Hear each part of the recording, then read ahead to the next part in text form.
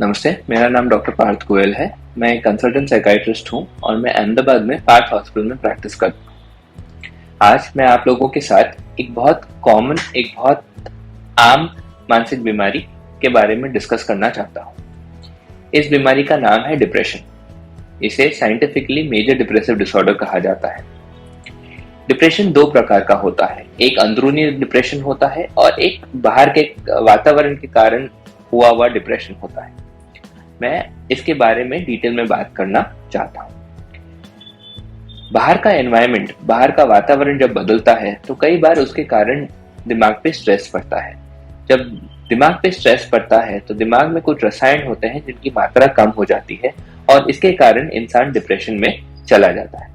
इस तरह के डिप्रेशन को एक्सोजीनस या एक्सटर्नल डिप्रेशन कहते हैं, जिसका अर्थ ये होता है कि जब वातावरण बदलता है, फॉर एग्जाम्पल कोई आर्थिक समस्या आती है, कोई शारीरिक समस्या आती है, कोई सोशल समस्या आती है, तो उसके कारण दिमाग में रसायन की मात्रा घटती है, जिसके कारण डिप्रेशन होता है। जो दूसरे प्रकार का डिप्रेशन है उसे इंटरनल या एंडोजीनस डिप्रेशन बोलते हैं। इस डिप्रेशन में इंसान आज रात को अच्छी तरीके से खुश सोता है और कल सुबह जब उठता है तो वो अचानक दुखी हो जाता है। उसे दुखी होने का कोई कारण नहीं होता, जीवन में कोई ऐसा बदलाव नहीं आया होता, एनवायरनमेंट में कुछ ऐसा परिवर्तन नहीं आया होता है जिसके कारण इंसान दुखी हो। ये इंसान दिमाग में रसायन की मात्रा अचानक कम हो जाने के कारण दुखी हो जाता है और इसीलिए इसे इंटरनल या एंडोजीनस डिप्रेशन कहते हैं। किसी भी पेशेंट को एक्सोजीनस दैट इज एक्सटर्नल या तो endogenous that is internal depression हो सकता है। अधिकतर लोगों को इन दोनों का कॉम्बिनेशन होता है, जिसमें कुछ तो वातावरण में बदलता है, लेकिन जो बदलता है उसका जो असर पड़ता है वो नॉर्मल से कहीं अधिक होता है, जिसके कारण दिमाग में रसायन की मात्रा काफी हद तक कम हो जाती है।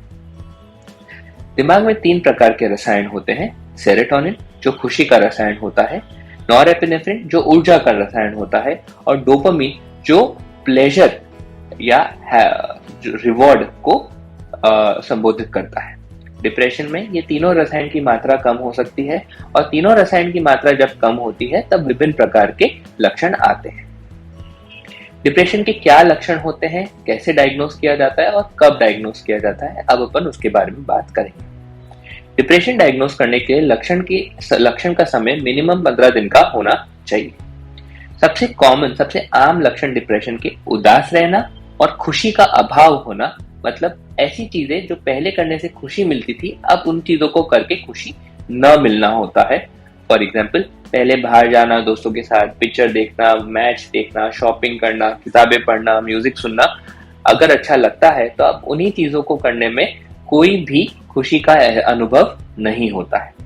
इसके साथ साथ थकान होना, एकाग्रता में कमी होना, भूल जाना, चिड़चिड़ापन होना, गुस्सा होना, बेचैनी घबराहट होना, अतिशय विचार आना, विचारों पे कंट्रोल न कर पाना और भी डिप्रेशन के लक्षण होते हैं। जब डिप्रेशन की मात्रा या उसकी सिवियरिटी बढ़ जाती है तो इंसान इतना दुखी हो जाता है कि उसको लगता है कि अब वो इस चक्रव्यूह से बाहर नहीं निकल पाएगा।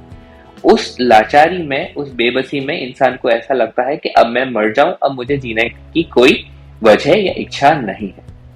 सुसाइडल थॉट या आपघात के विचार आना सीवियर डिप्रेशन की निशानी होता है। इसके साथ साथ डिप्रेशन में नींद की जो मात्रा होती है अधिकतर लोगों में कम हो जाती है और कुछ लोगों में अशक्ति और थकान के कारण यह मात्रा बढ़ भी जाती है। भूख आमतौर पर डिप्रेशन में लगनी कम हो जाती है और खाने का स्वाद आना बंद हो जाता है। डिप्रेशन के कई सारे लक्षण कई सारे लोगों को होते हैं, बट उन सबको डायग्नोसिस नहीं दिया जाता। डिप्रेशन का डायग्नोसिस दो कंडीशंस में दिया जाता है, जब आपको डिप्रेशन के लक्षण हो और उनका असर आपकी आम तौर की जिंदगी पे, आपके काम पे, आपके पर्सनल रिलेशनशिप पे, आपके सामाजिक रिलेशनशिप्स पे पड़े और आप वो चीजें अच्छी तरीके से ना कर पाओ, तब डिप्रेशन का डायग्नोसिस दिया जाता है। या फिर जब सीवियर डिप्रेशन हो जिसमें आपको आपघात के विचार आ रहे हो, आप नहाना धोना बंद कर दिया हो, खाना पीना बंद कर दिया हो, बाहर जाना, मिलना, बातचीत करना सब कुछ बंद कर दिया हो, तब दिया जाता है। एक बार जब डिप्रेशन का डायग्नोसिस दिया जाता है उसको तीन प्रकार में डिवाइड किया जाता है, माइल्ड, मॉडरेट और सीवियर।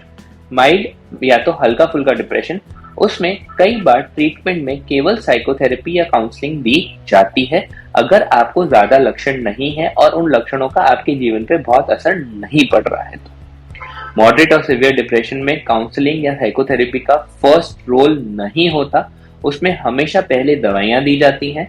दवाइयां देके आपके जो लक्षण हैं उनको कम किया जाता है और एक बार आपके लक्षण कम हो गए फिर काउंसलिंग और साइकोथेरेपी दी जाती है। काउंसलिंग और साइकोथेरेपी का रोल सिम्टम रिड्यूस करने में नहीं होता, लक्षण कम करने में नहीं होता, उसका रोल आपको अंदरूनी तौर से ताकतवर बनाने में और इस बात से आगे चल के फिर से आपको डिप्रेशन ना हो उस चीज को करने में होता है। डिप्रेशन की दवाइयां एक बार शुरू होती हैं तो पहले एपिसोड में आमतौर से 6 से 12 महीने दवाइयां चलती हैं। 12 महीनों के बाद दवाइयां बंद हो जाती हैं। अगर आपको फिर से डिप्रेशन के कोई लक्षण नहीं आते तो आपको फिर से दवाई शुरू करने की आवश्यकता नहीं होती। जिन लोगों को मल्टीपल एपिसोड होते हैं, 2, 3, 4 एपिसोड होते हैं, उन लोगों के केस में यूजुअली दवाइयां आजीवन चलती हैं। डिप्रेशन का एक जेनेटिक कंपोनेंट भी होता है। अगर आपके माता या पिता या दोनों को घर में डिप्रेशन की बीमारी रह चुकी है तो संभावना है कि आपको आपके जीवन में भी डिप्रेशन से का सामना करना पड़ेगा। डिप्रेशन को ट्रीट करने के लिए कई नई थेरेपीज भी आई हैं। उनमें से कुछ हैं शेक सारवार, केटामिन की सारवार और RTMS करके, जिसे रेपिटेटिव ट्रांसक्रेनियल मैग्नेटिक स्टिमुलेशन कहा जाता है। इन थेरेपीज के बारे में हम एक डेडिकेटेड सेपरेट वीडियो बनाएंगे जिसमें हम हर एक थेरेपी के बारे में डिटेल में आपको समझाएंगे।